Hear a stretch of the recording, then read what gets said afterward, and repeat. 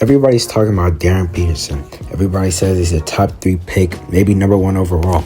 But let me ask you something. While Peterson was sitting on the bench with cramp issues, who was out there dropping 22-7 and shooting nearly 50% from the floor in the toughest conference in all of college basketball? Darius Acuff Jr. I'm here to tell you why he's the best guard in the draft, period, and how he would fit for the Wizards.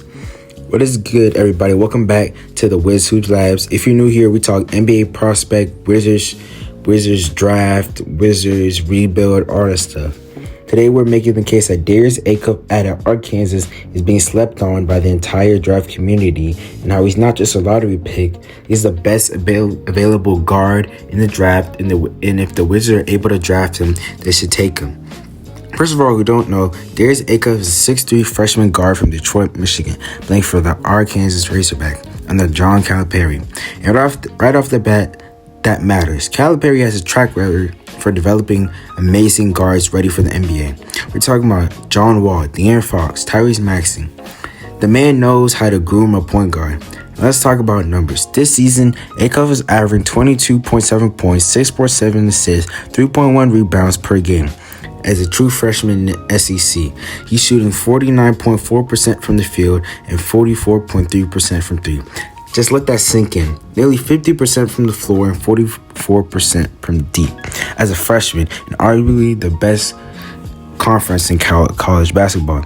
Now here's what separates Acuff from everyone in his position. He's a true point guard, not a two-guard playing point, not someone who plays off the ball most of the time. A real live floor general who can get whatever he wants on the court. Look at the assist numbers. 6 points, 4 dimes a game. 17th in the country. He's making the right reads, pushing the pace, finding guys. He's doing it efficiently, only 2.0 turnovers a game. That assist-to-turnover ratio, that's NBA ready. And he's not just passing. He can get to the spot on the floor. He can shoot off the dribble. He can pull up in the mid-range, and he can hit threes. And oh, by the way, against Oklahoma in the SEC tournament, 37 points on 42% shooting. 3 steals. He did that on one of the biggest stages in his freshman year. Even CBS Sports came out to say Acuff is quote-unquote the true best point guard in the class. That's not me saying it. That's analysts who watch the tape for a living. Now let's get to the comparison everyone's been avoiding. Darryn Peterson is hyped as a potentially number 1 overall pick. And I'm not going to sit here and say he's not talented, because he is. He can score. He got length. He's a problem when he's on the floor. But here's the issue: when he's on the floor. This season, Peterson dealt with hamstring injuries and cramping all year. He's missed significant games. He logged in limited minutes and playing in multiple contests. He's averaged just 1.7 to 1.8 assists per game. Kansas most of the time, because most of the time he's playing off the ball. That's not a point guard. That's a shooting guard masquerading as the one.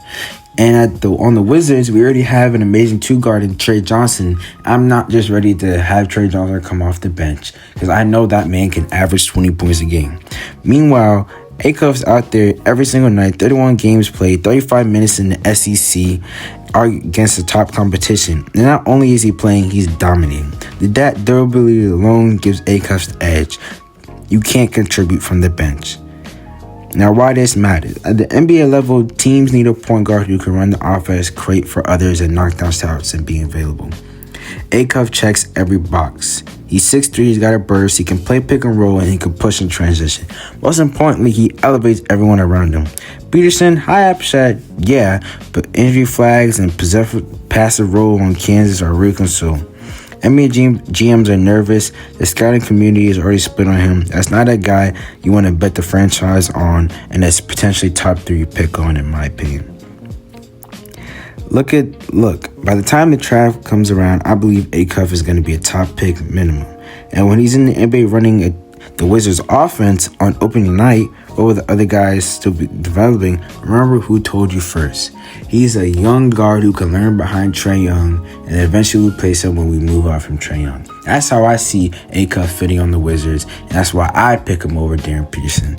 But drop a comment. Do you think Acuff is being slept on? And if you're new here, hit the subscribe button, because we stay ahead of the curve on this channel. I'll catch you on the next one.